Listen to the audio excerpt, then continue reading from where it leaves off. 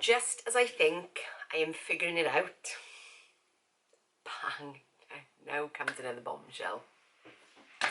Hi guys, welcome back, and welcome if you are new. Welcome back to Weekly Weigh-In. How have you been? Have you lost, gained, maintained? Let me know. So, how has this week been? Well, do you know what? It's been actually a really good week. So before I tell you about my bombshell, let's look at this. Let's look at the stats. Let's look at how this week has actually been. Now, as you know, this is week 2. This is week 2 of the new plan. I put some really good boundaries back in for myself. Again, keeping those promises, being a good parent to myself, stopping myself when I know I should. All those good things are working. They're all fine. I've done my meditation, my journaling, my tracking. I have added another macro to track, which I will come on to in a bit. Average calories 1,583, all good there. Average steps 8,044. Yes, I just paid it. In come the bombshell with that. No training as yet because I'm still looking for programs that I think can work for me, and I found some. It's just the case of doing it, but due to some recent changes in circumstances, it's not going to happen this week. Anyway, my fat percentage has dropped, happy days. My muscle mass has stayed around about the same. My actual water weight is up, so that will coincide with fat percentage down. So how's this week gone? Well, I'm reading off my notes because this is actually a couple of days later. I weigh on a Friday. I'm actually filming this on Monday morning, and it'll be apparent why that's happened. Just bear with me just a second. Yeah, I really settled back into the groove. It's all going really well. I'm really working on that idea that actually this really is a lifestyle change. That'll become more apparent in a bit than even I thought would happen, but it really is a lifestyle change, and it's gone really well. I've stuck to it. It's been okay. I've not really struggled too much. It's all been good. What to improve for next week? Again, next week, it's this week now, I'm already halfway through it. More filling foods and really focusing on that movement routine, which I've already made some inroads into, so that's a good thing. That's a good thing. Plan for next week, well, this week, being more consistent with meal times. I mean, all the clocks have changed as well, so that can make a bit of a difference, but trying to be a little bit more consistent, even though I'm still very much doing the intermittent fasting. In fact, I'll have a little interesting series of about three videos, definitely 2 videos, 2 maybe 3 videos coming out on intermittent fasting, because I've come across some new information which actually might help the intermittent fasters out there. So I will definitely do that, and that will be coming up in the next couple of weeks. I still haven't tracked my measurements because, do you know what? I can't find that bloody tape measure. It's gone. Right, okay, put my phone down. That is the stats done. So before I get on to how I've actually done this week, the reason I didn't film on Friday morning was, and you're wondering, why do we care? It's because I woke up on Friday morning and I had what appeared to be a bit of vertigo, I think. I was due for an appointment with a nurse that day anyway, because it's my annual review for my blood pressure meds. So they do blood tests, because of the medication. So I was due for that appointment, so I thought, I'll phone the doctors and think, because it did seem a bit like vertigo was. I have been getting periods of lightheadedness, but that's because my blood pressure medication was a bit too high. But this seemed more like, not so much lightheadedness or dizziness, more balance. But my ears do feel a bit funny as well, so I think nurse seems to think it's a bit of vertigo.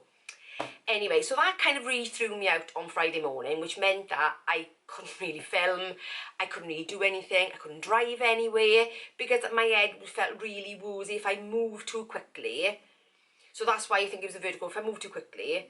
And I've never really had vertigo before, but I've always suffered in my ears, so I'm thinking it's that. My ears do feel a bit funny, I've got to be honest. So yes, but it did kick off my anxiety a little bit, because I found it quite stressful, because I had things I wanted to do and I couldn't get it done. But that's kind of by the by.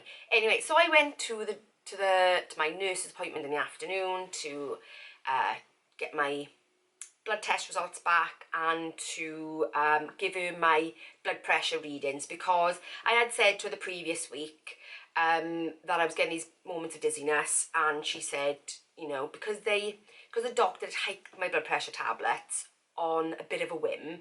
When I take my blood pressure home, because I have my own blood pressure monitor, when I take it home, my blood pressure is pretty good. But of course, when I go to the doctor, I've got a bit of a white coat syndrome.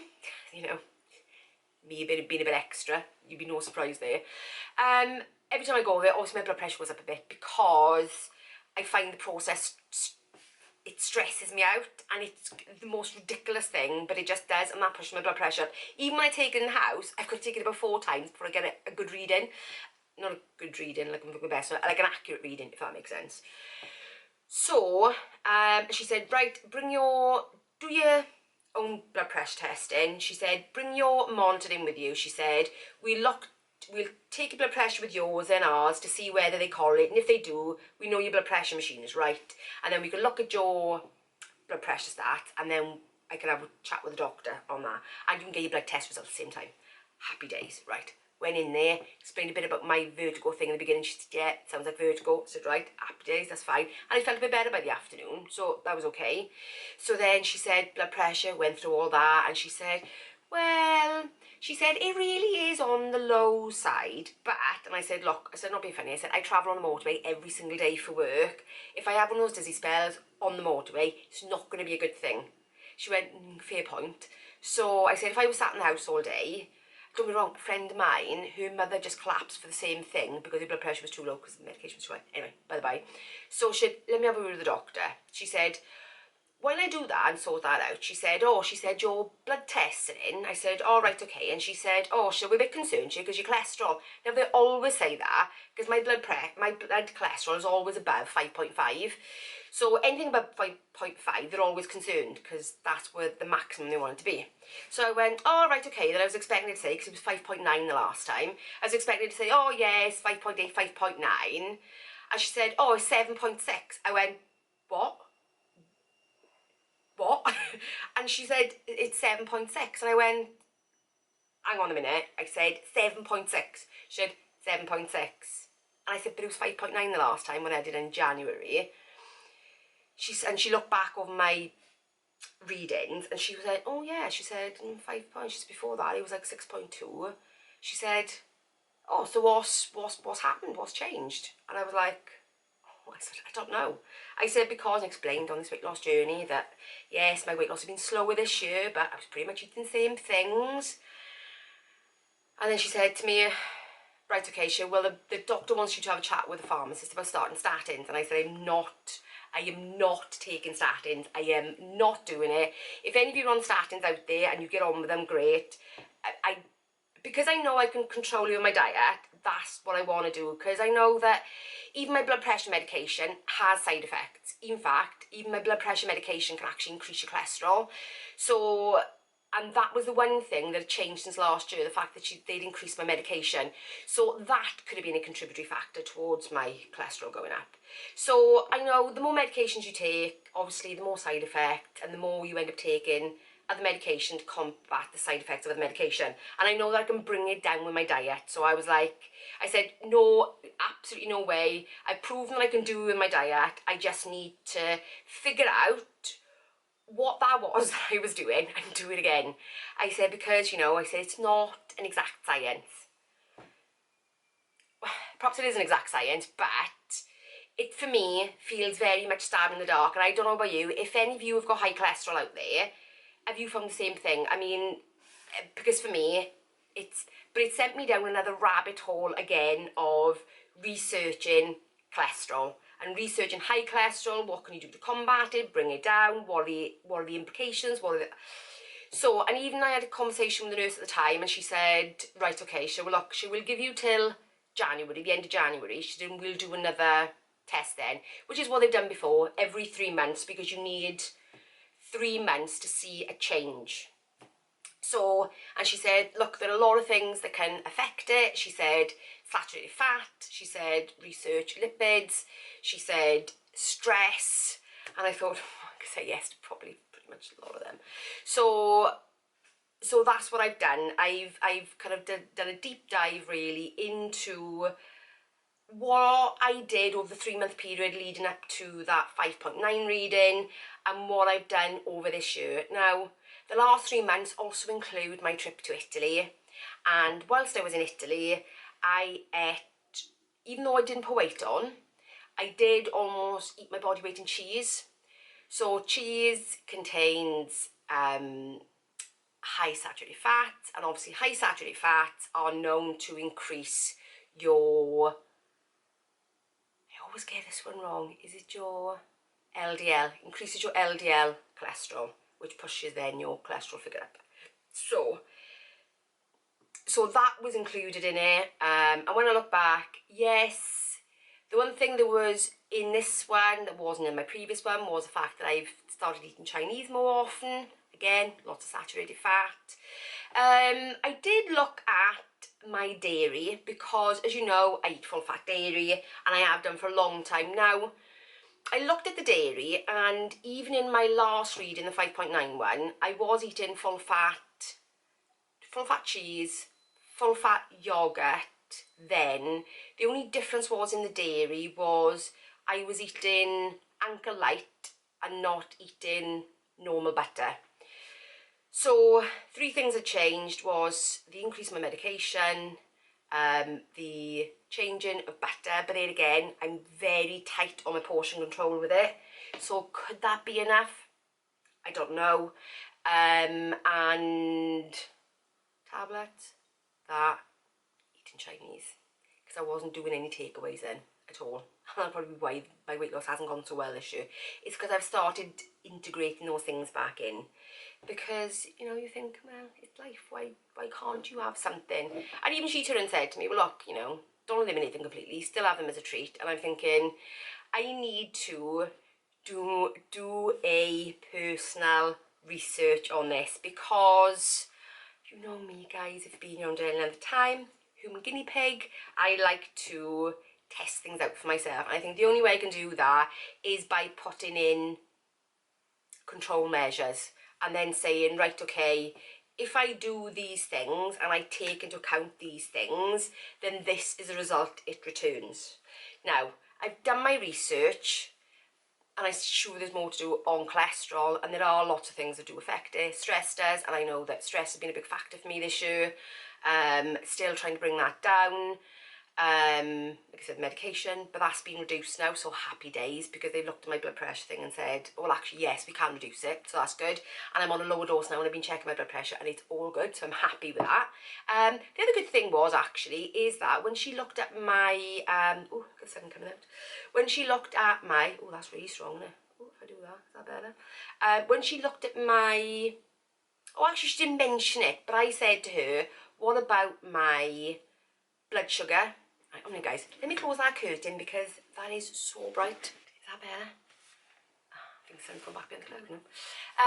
I said to her, how does my blood sugar look? Because I'm always concerned about that, because there has been diabetes in the family. So she said to me, no, that's good. And I said, well, good as in good, or good as in borderline, or does it look like I could be edging towards insulin resistance? I said, you know, it's how does it look?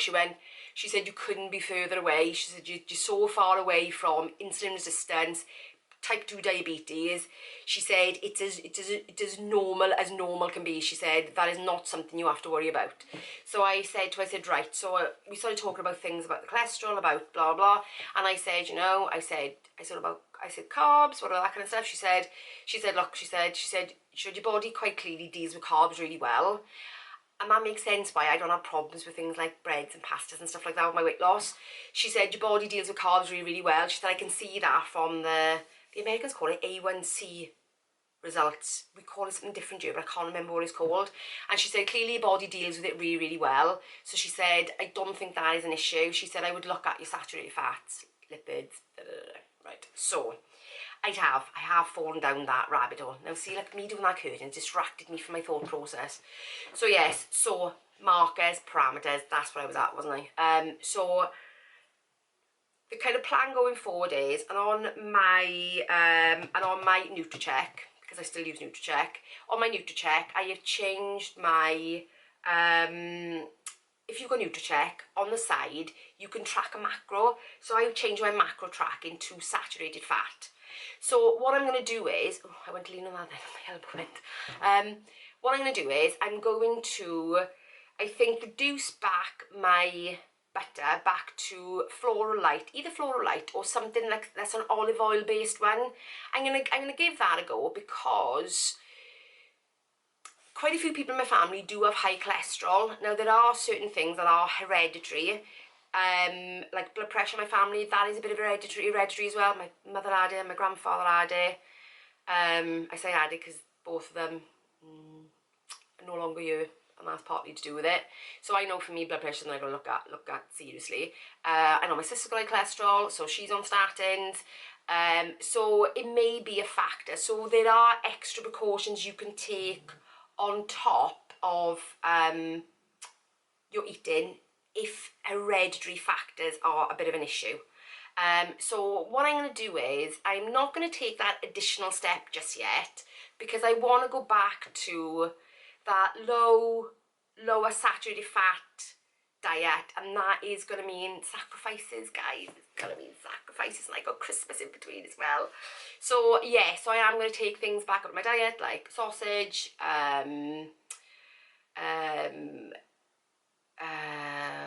but think then, oh, I don't eat that much red meat anyway, but it's really going back and looking at, you know, good sources of lean protein.